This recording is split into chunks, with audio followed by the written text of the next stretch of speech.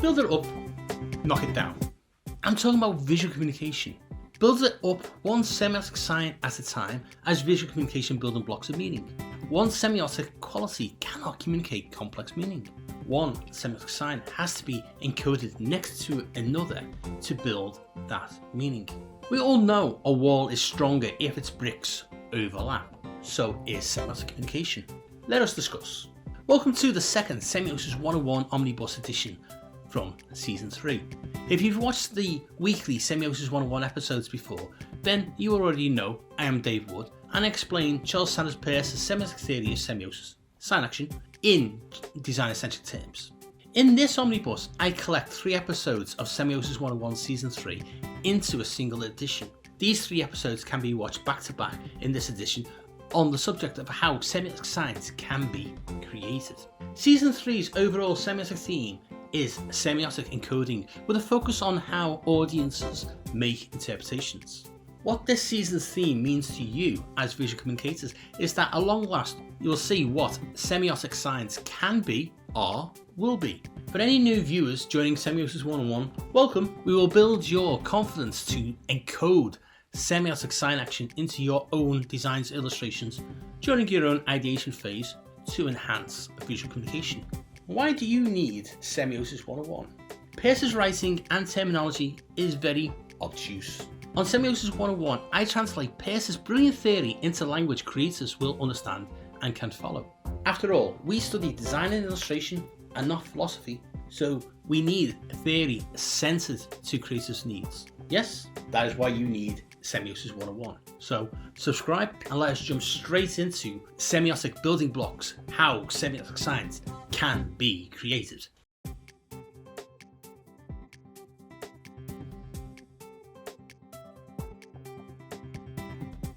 What is there in plain sight but not there perceptually? Yes, that is correct. It is a riddle. Everything has a quality in phenomenological parlance, an essence. We can quantify our world with data, lengths, widths, depths, mass, weight, height, quotas, etc. But quantifying does not explain the esoteric and existential qualities of lived experiences, of audiences' life worlds. We turn to psychology, philosophy, phenomenology to help understand experiences. We can define the moments of lived experiences, of social encounters, of the daily encountering of the products and things we use emotionally, subjectively, and irrationally. We cannot quantify a quality. But as designers and illustrators, you are tasked every day to visually communicate to irrational, subjective, and emotional humans. You are designing as much for their heart as for their minds. Peirce's quality sign, which I have introduced to you, is the first building block in your creative warehouse of building blocks. Together with iconic representation and the romantic possibility of meaning, a quality sign forms the most simplest of 10 semiotic sign classifications. To begin encoding semiotic signs, it begins with a quality and nothing more. Remember, Peirce says nothing is a sign until interpreted as a sign. The act of interpretation is triggered by perception. Perception is triggered by these early encoded semiotic levels of employing qualities, familiarity, resemblances, and possibilities. These qualities are things already known to the target audience from within their life worlds. They have in their lived experiences encountered similar qualities. The possibility of a drawn line being more than itself rests on its drawn stroke weight and path it takes across the page. A simple line is a simple line until it is perceived as a possibility its shape is similar to X that the audience has experience of. This perception of possible meaning of a simple line as something else is in the subconscious mind of the audience.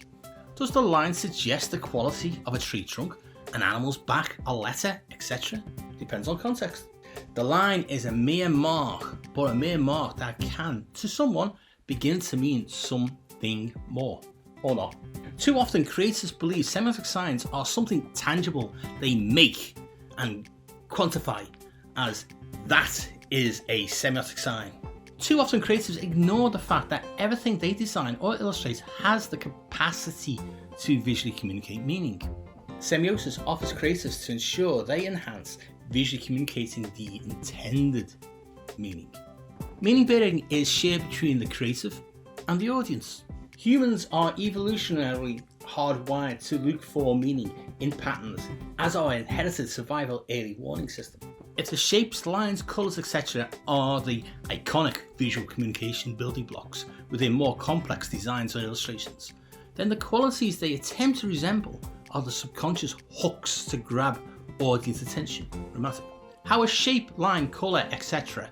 attempts to suggest a possible meaning through as a resemblance in the mind of the audience is crucial.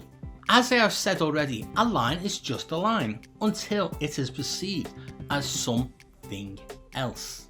You can call this magic, but let us be rational and say it is semiotic, sign action in action.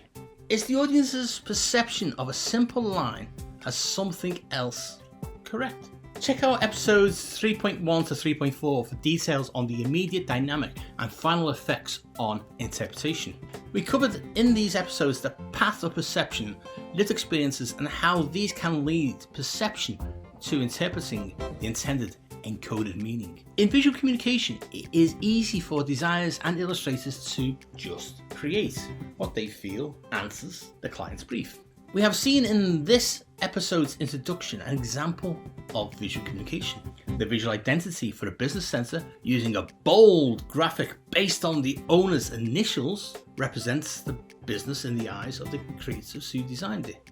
But the same graphic also has possible visual qualities shared with a visual representation of a possible figure sitting on a toilet. This is an extreme case and a humorous example, but one with serious consequences for the client. The creative, using basic visual communication building blocks, creates a graphic that says X. Some audience members sees Z, then everyone can only see Z and not X. The client needs the audience to focus on X. The creative never intended to ever put Z in the minds of the audience. The creative and the client are mortified that anyone could see X but interpret Z. Semiosis and abductive reasoning hypothesis can help creatives to reduce miscommunication. How? Well, it all begins at the beginning of creativity. The good news is creatives do not have to relearn anything. Applying semiosis is merely enhancing what creatives already tacitly do during ideation. Semiosis offers a structure to mindfully focus the creation of ideas for answering a client's brief, one semiotic sign action at a time. At the micro level, all designs or illustrations are created from many marks, lines, strokes, shapes, colours, etc. At this level, each of these are micro visual communication building blocks. Each block on its own is nothing more than itself. Once composed with another block, they offer the potential to be meaning bearing. At this point, this potential may be encoded by the creative to mean the back of an animal or a drop cap on a printed page, etc.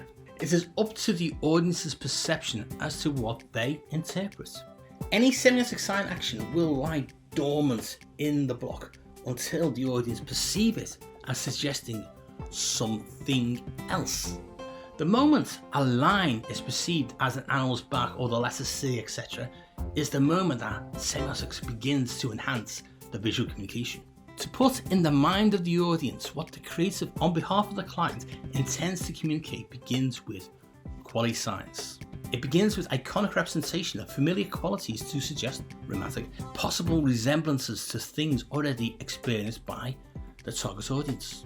These three facets of the determination flow between the concept, its representation, and interpretation form into meaning-bearing ephemeral semiotic signs at a subconscious, suggestive level. A line is a line, a block is a block, but when placed in connection to each other, more complex designed elements emerge. If the audience sees a brick, they see a brick. They also know what walls, houses, and buildings are. A brick has the potential to be any one of those things. An innocent mark has the potential to become many things and carry meaning. Marks, lines, strokes, shapes, colours, etc. individually have a quality. That quality may be nothing more than how they were created. A brushstroke, spilled pool of ink, an off-cut shape from another shape, etc. They're not semiotic signs. Marks, lines, strokes, shapes, colours, etc. individually have a quality. That quality may be suggested to something else other than itself. A brushstroke may suggest a familiarity to a length of hair. An ink blot can suggest the wing of a butterfly. An off-cut shape from another shape may suggest an ear, etc. etc. They are semiotic signs. They can become meaning-bearing. They can be perceived as qualities suggesting something else. They can work together to carry meaning of more complex messaging. They are just marks, lines, strokes, shapes, colours, etc. The marks, lines, strokes, shapes, colours, etc. are micro visual communication building blocks to convey meaning beyond themselves. A stroke of the brush will never convey Thomas Paine's Rights of Man tract, but it can be used to suggest qualities of a tree, hair, sunshine, water, etc. It becomes a mental cul-de-sac for creatives to fixate on semiotic signs as tangible things they create. Is this a semiotic sign? That must be a semiotic sign. Instead, think of encoding semiotic signs as building up visual qualities to possibly become perceivable as meaning something else. Oh, guess what? This is what designers and illustrators already do.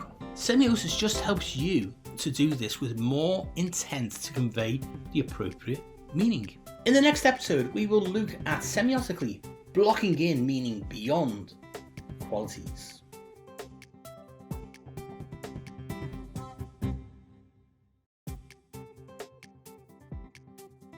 Later in the season, we will examine Peirce's 10 sign classifications from simple to complex. Before we are at that stage of understanding, we need to explain the underpinning of the theory to get you to that level of understanding. The official terminology Peirce employs to describe the lowest class of semiotic sign is a rhomatic iconic qualisign. What now? A rhomatic iconic qualisign. This is sign 1 in a class of 10 signs, ascending in complexity from this first sign, a rhomatic iconic qualisign. Will you please just stop repeating those words? What? You want me to stop calling sign 1, which Peirce calls a rhomatic iconic qualisign, a rhomatic iconic qualisign? Yes, it's just word salad. What? A rhomatic iconic qualisign is a word salad? Yes, stop it. I think you viewers and semioticians are getting the picture. Peirce's terminology may be accurate in the context of his theory, but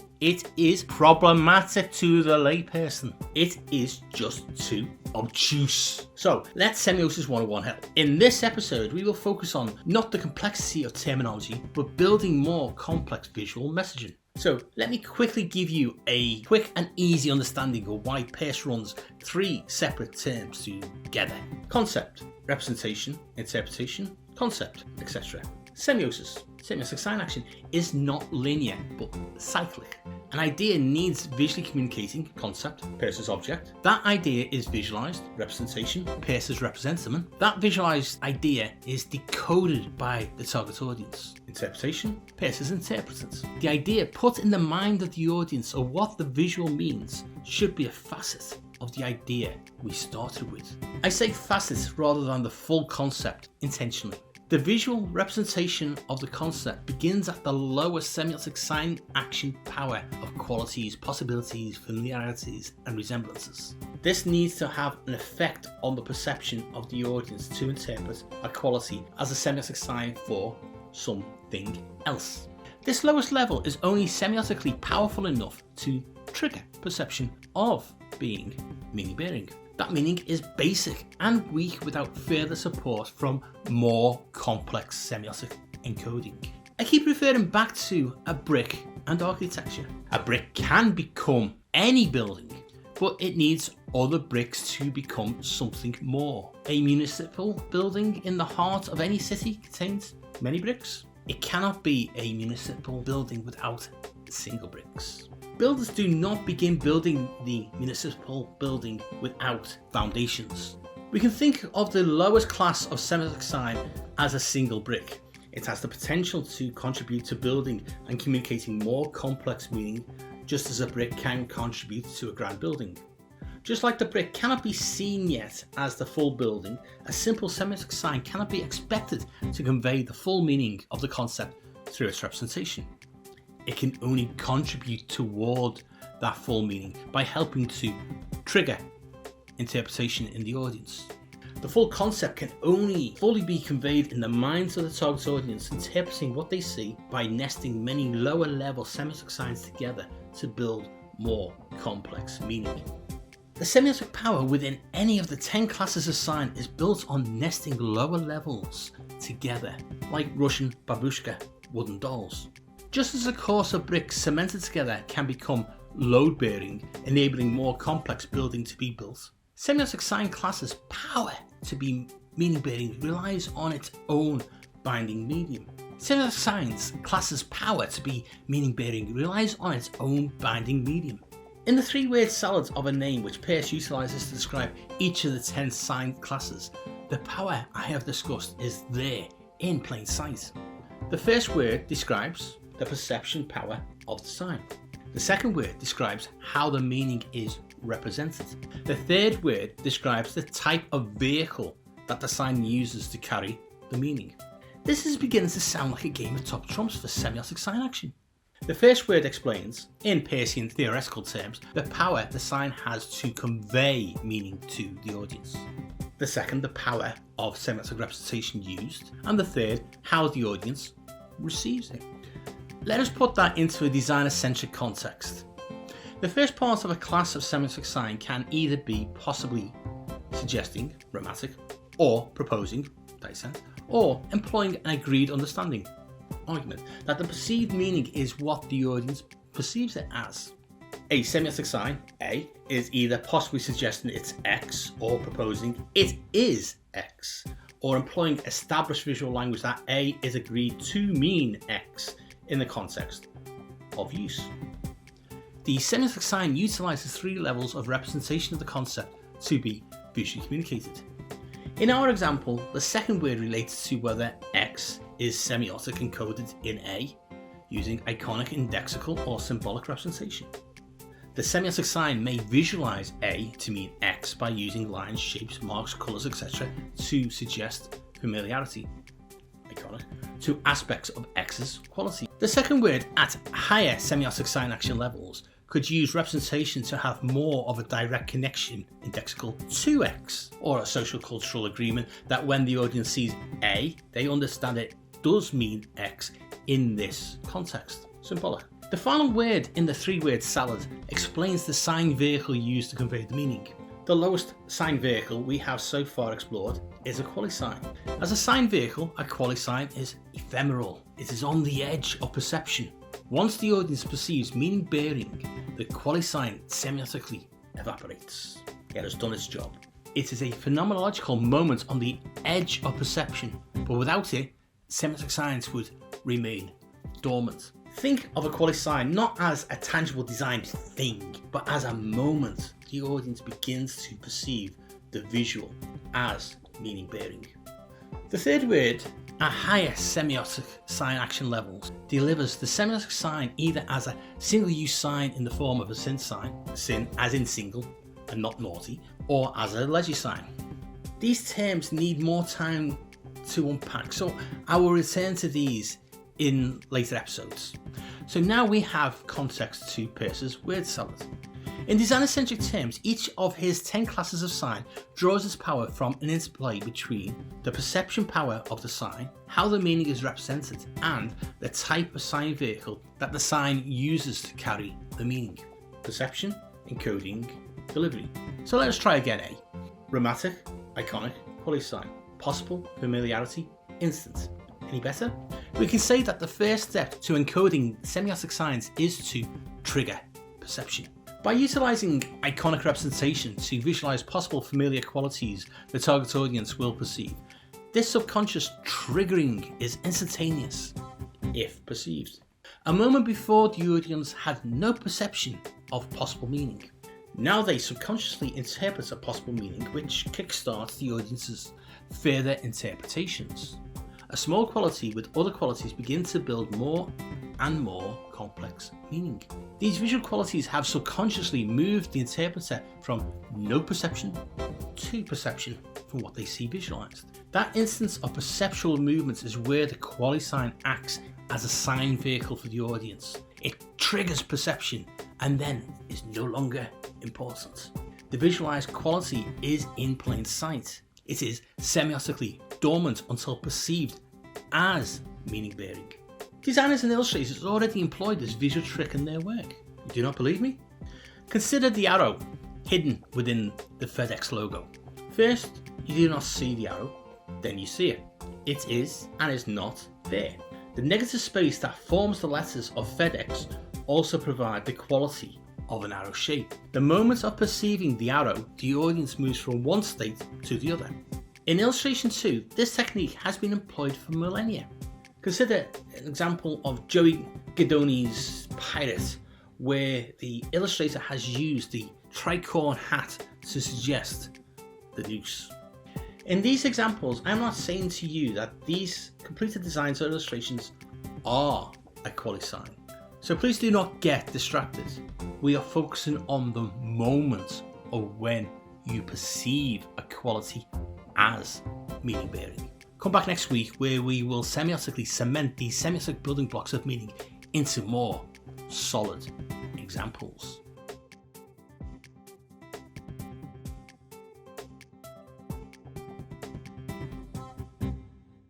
The trick is not to approach Semiosis 101 as a training manual.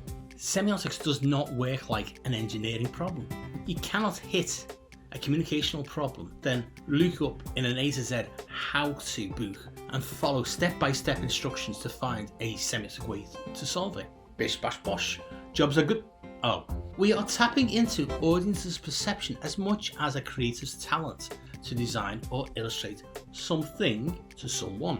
To understand human perception, a phenomenological and qualitative approach is more productive. This is handy as Peirce's semiosis has firm foundations in phenomenology, and the triggering of perception happens through the target audience perceiving familiar qualities. In the first semiotic trigger of perception is through a possible familiar visualized quality. That triggering is subconsciously instantaneous. Sign 1. Possible, familiar, instant. If a visual quality is composed in a design or illustration, it is not on its own. Designs and illustrations are complex visual entities made up of smaller visual entities. Last week we briefly referenced two fresh examples. One was the FedEx logo and the other was an illustration of a pirate by Joey Guidoni. Let us return to these two examples to explain how complex visual communication can semiotically be crafted to enhance visual communication. Before I do, I first wish to state I will be deconstructing these two examples through Peirce's semiosis. While both examples are semiotically rich, I can safely bet the designers and illustrator who created them were working through gut instinct and tacit knowledge.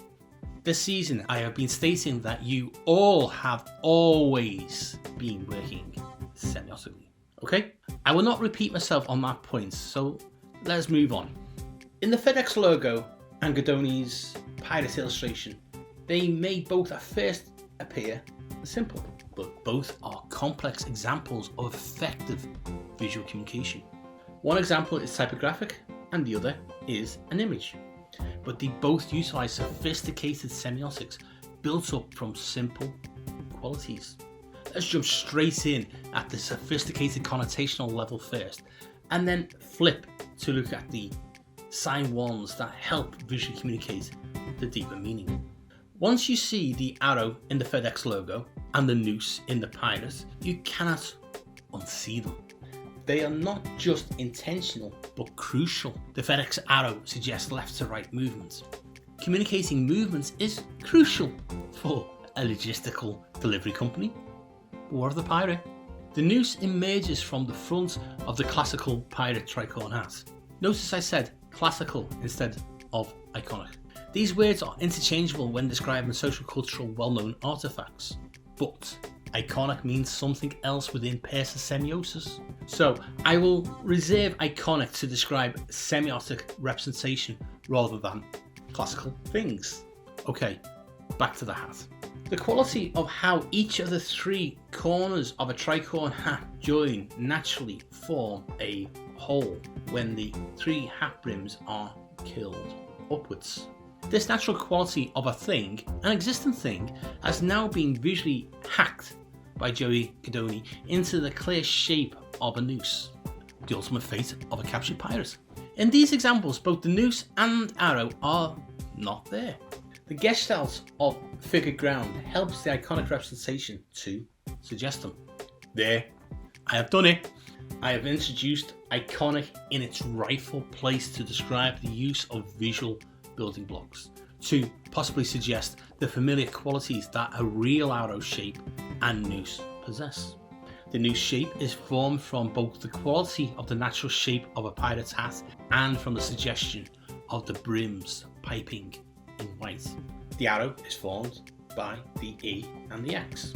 Both examples employ negative space to form the suggestion of an arrow and a noose. Both are there in plain sight. Both have to be perceived to be triggered. First you see FedEx or pirate. That is intentional. That is correct. Then eventually the arrow and noose can be perceived. Additional meaning has just been perceptually unlocked by the audience who makes this perceptual discovery. Semiotically, both examples function extremely well without this additional unlocked meaning. Yes, one is type and yes, the other is an illustration. Both are, at a micro level, merely a combination of simple shapes composited together in certain ways that allow the audience to either read a word or see a pirate. The beard is not a real beard. The hat is not a real hat. The letters are nothing more than marks that form letters that make words that can be read. Can you see where I am semiotically going with this? We can break both the pirate illustration and logo down into marks, shapes, colours, etc. Individually, in isolation from each other, they are nothing more. But once they begin to be combined and then nested with other combinations, they all begin to be meaning bearing. It is in this building up from marks, etc., into more and more complex shapes that the meaning bearing qualities begin to mean more complex things. Back in season 1, I did an entire episode on how Gestalt theory helps to contextualize the psychological effects of visual communication, while semiosis helps to enhance visual communication. Check out episode 1.6 from season 1. Okay, back to the macro building of meaning. At the same time, these marks exist in semiotic limbo. Schrodinger's semiotic, if you will. Each mark, line, shape, colour, stroke, etc. can help form more complex elements. Each of these can suggest a quality that possibly could mean something to someone. Semiosis just explains how this is possible. By building up of these visual communication building blocks into more complex elements, creatives are naturally layering sign ones together. With a mindful semiotic approach, this miscommunication can be minimized. If we frame every micro element creatives make as semiotic qualities, then we can begin to see these marks, lines, shapes, colours, strokes, etc. as iconic representation of familiar qualities. The lowest form of semiotic representation of a concept. Individually, a single quality is semiotically weak at meaning bearing, but in grouping, layering and compositing these together, more complex meanings can be visually encoded. As these semiotic qualities form into stronger forms, the sign vehicle semiotically delivering this further meaning moves upwards in power. As the sign action power moves from the ephemerally simple towards more complexity, the quasi sign vehicle of sign 1 is replaced with a more powerful communicational delivery method. In design-centric terms, the next two signs can be described as sign 2, possible, familiar, mediated, and sign 3, possible, existent, mediated. The semiotic mortar, cement, glue, whatever metaphorical binding media you prefer, that binds the semiotic power to communicate is predicated on compounding three facets of semiotic communication together. Each of Peirce's 10 sign classifications like a semiotic theory, are an interplay between the concept, its representation, and interpretation. The way to look at how Peirce defines each semiotic sign power class is to see it as communication power, sign intensity, representation power, concept communication, delivery power, effect on interpreter. Let us end by unpacking this. In the next few episodes, we will flip the conversation to ideation and how semiosis is applied. Then we will dig deeper into meaning bearing. After that, we will look at Peirce's 10 sign classifications in more depth. So this episode has prepared the ground for you by focusing on the micro semiotic building blocks of visual communication. We have now touched on signs 1, 2 and 3. Do not panic if it all appears too technical right now. The upcoming episodes will focus on application. I am just exposing you all to the importance to creators of a semiotic mindset. Encoding pragmatic semiotic signs are a three-way interplay between three power levels of communication, representation and delivery. Bound together, they offer creators many basic, subtle and complex ways to visually communicate meaning. I am Dave Wood, a design educator and researcher, a published design author, and I've worked commercially as both a freelance illustrator and graphic designer. The guy behind the theory, Charles Sanders Peirce, was a philosopher, a mathematician and a theorist, but he was not a creative. Each week on this Scout Scott Semiosis 101 YouTube channel, I will post at least one free 10-minute explainer episode on an aspect of Peirce's pragmatic semiotic theory. Each free YouTube episode features a take-home piece of applicable semiotic theory, and they do interconnect to build up your understanding of semiosis. Each free Semiosis 101 YouTube 10-minute episode will use design-centric terms instead of theoretical language. As well as the free YouTube episodes, I have 2 further Semiosis 101 semiotic resources you can subscribe to. Semiosis 101 producer roles are now available on Patreon. If you take out a paid Patreon Semiosis 101 patronage, you will get access to all the future season episodes months before they get published on YouTube. As a Patreon Semiosis 101 patron, you will automatically become a Semiosis 101 producer and get a name credit on all future YouTube episodes. Depending on which of the 4 producer tiers you choose, you will also get access to behind the scenes insights, cool Semiosis 101 Patreon merchandise and other goodies for Semiosis 101 to continue making semiotic episodes. As a Patreon Semiosis 101 producer, you will be financially supporting the sustainable future of Semiosis 101 to keep explaining Peirce's semiotic theory. To become a Patreon Semiosis 101 producer, the link is in the description. I have a written semiotic resource available on the Semiosis 101 Substack. Here I have semiotic support materials for both free and paid Substack subscribers. There are full annotated reading lists, episode transcripts, 5-minute semiotic reads, plus other goodies and exclusive Semiosis 101 Substack merchandise. The Substack link is in the description. As a fellow creative and a published design author, I also have a link in the description to my main Scout Scott website. If you're interested in reading my semiotic Rosetta Stone academic writing, then you can visit my academia.edu link in the description. Any other books on Peircean semiotics or design I've mentioned in the episodes are also listed in the description. Check them out too. Thanks for watching. Check out the other Semiosis 101 episodes, like and share them with your friends. And hit the bell and subscribe buttons to be notified when next week's free Semiosis 101 episode is published. You can also follow Semiosis 101 on the socials for updates. It is at Semiosis 101 on Instagram and Threads. See you all again next week for more Semiosis 101 to help illustrators and designers to enhance your visual communication skills.